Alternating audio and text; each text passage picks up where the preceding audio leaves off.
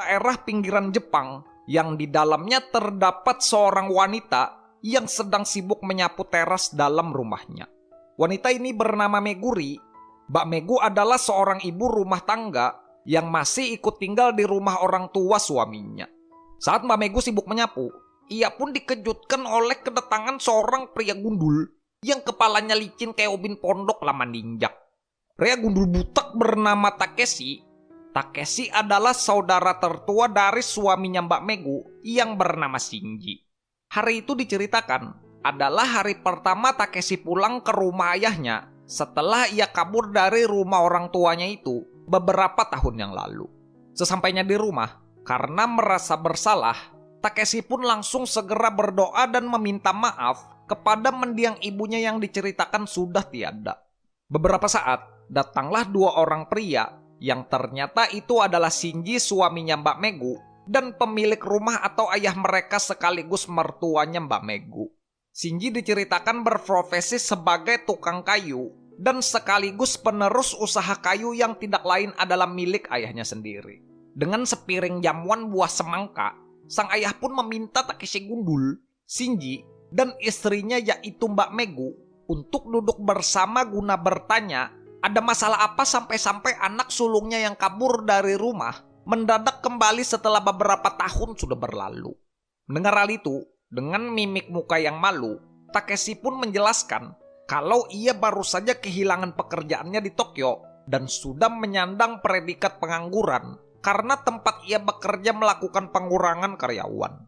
Shinji yang masih kesal karena abangnya pergi dan membuatnya bekerja keras untuk keluarga mereka, ia pun bilang kalau abangnya itu hanya bisa membawa masalah ke rumah saat kepalanya sudah terlalu licin dan kelamaan tidak tumbuh rambut. Akan tetapi mau bagaimanapun, sekesal-kesalnya Shinji dengan kepala abangnya, ia tetap peduli kepada saudaranya itu dengan membelikan bir karena tahu abangnya tidak mempunyai uang. Saat Takeshi hanya tinggal berdua dengan ayahnya di ruangan itu, sang ayah pun bertanya apakah Takeshi sudah mempunyai rencana untuk kedepannya. Meskipun Takeshi diceritakan tidak mau bekerja sebagai tukang kayu seperti Shinji adiknya, Takeshi yang juga tidak mau mempermalukan keluarganya, ia pun bilang kalau ia hanya akan tinggal sementara di rumah itu dan akan segera mencari pekerjaan secepatnya. Malamnya, saat Takeshi sibuk mencari lowongan kerja di internet, ia yang pusing dan tak bisa tidur malam itu, Takeshi malah mendengar suara gemuruh badai angin ribut yang ia rasa berasal dari lantai bawah. Takeshi yang merasa kepalanya bisa digunakan menjadi senjata tumpul. Ia pun tidak takut dengan apapun dan segera mengecek suara gemuruh apa yang ia dengar itu.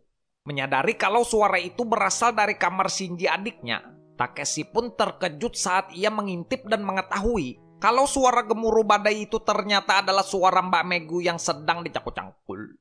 Melihat bola-bola api bergelindil-gelindil membentur ke segala arah, dengan mata saringan yang ia miliki, Takeshi pun dengan tenang menganalisa bola-bola salju Mbak Megu agar ia bisa mengetahui kelemahannya. Besoknya, Takeshi yang bangun kesiangan karena tadi malam terlalu lelah menganalisa bola-bola, ia pun disuruh ayahnya untuk ikut berdoa agar segera mendapatkan keberuntungan. Saat semua sudah selesai berdoa, Shinji pun segera mengajak ayahnya untuk pergi bekerja untuk mengurus bisnis kayu keluarga mereka. Sorenya, di ruang tamu rumah itu, Takeshi yang masih kesulitan dan sibuk berusaha mencari lowongan pekerjaan di internet, perhatiannya pun tiba-tiba teralih saat melihat Mbak Megu mengepel lantai sambil tungging-tungging. Mbak Megu yang merasa tungging-tunggingnya sudah cukup, ia pun menghampiri abang suaminya itu dan bertanya apakah Babang Gundul sudah mendapatkan lowongan. Babang Gundul yang mendengar hal itu, bukannya menjawab pertanyaan, Babang Gundul malah balik bertanya, siapa di antara Mbak Megu dan Shinji adiknya yang pernah berselingkuh. Kaget karena Babang Gundul tahu, Mbak Megu pun dengan jujur menjawab, semenjak ia menikah, sudah 3 kali suaminya kegep berselingkuh saat berada di bar. Berhubung tahu kalau Babang Gundul berniat mencari pekerjaan di Tokyo, Mbak Megu pun bilang kalau ia akan senang jika Babang Gundul mencari pekerjaan di dekat rumah mereka saja. Dengan niat baik, Mbak Megu pun mendoakan abang dari suaminya itu agar segera mendapatkan pekerjaan. Babang Gundul yang teringat bola-bola bergelindil-gelindil yang ia analisa tadi malam.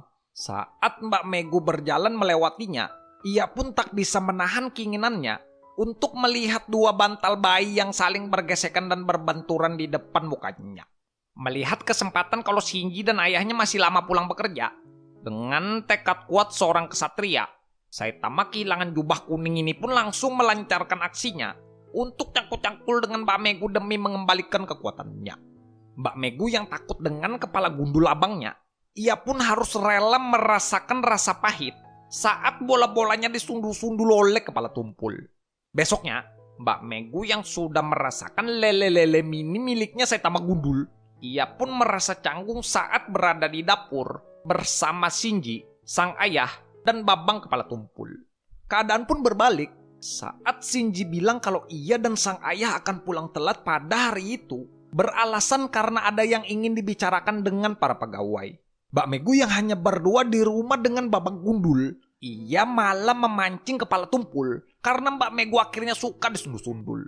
Saitama Gundul dan Mbak Megu gandul ini pun langsung melakukan adegan cangkul-cangkul untuk meringankan semua beban yang sudah mereka pikul. Nih aduh, ini apa nih, kebanyakan daldul-daldul aja ya, merusak benang merah aja ya. Dan filmnya pun berakhir saat sang ayah bilang kalau ia sudah mendapatkan pekerjaan di Tokyo untuk Takeshi anaknya.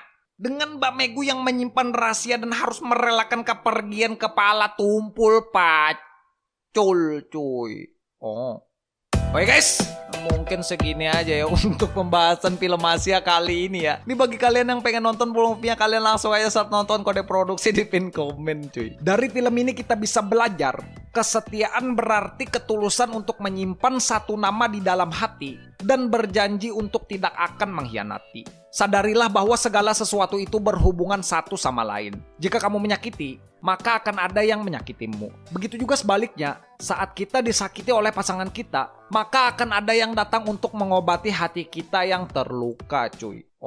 Pokoknya yang jelek-jelek jangan dicontoh, kita ambil pelajaran yang baik-baiknya aja cuy. Mantap nih gua nih. Seperti biasa gua mau ngucapin terima kasih banyak buat kalian yang sudah nonton dan terima kasih banyak buat kalian yang sudah subscribe ke channel Karamel Popcorn. Jangan lupa juga subscribe ke channel Karamel Popcorn 2ND, channel kedua kita ya, karena channel itu nanti bakalan aktif mengupload video juga, linknya ada di deskripsi cuy. Nanti kita bakalan bahas film-film Asia yang bagus-bagus lagi ya. Ya mungkin segini aja untuk video kali ini. Jangan lupa like, comment, share, dan subscribe. Gue Demis sebagai narator pamit, sampai ketemu di video selanjutnya. Thanks for watching guys. Bye-bye.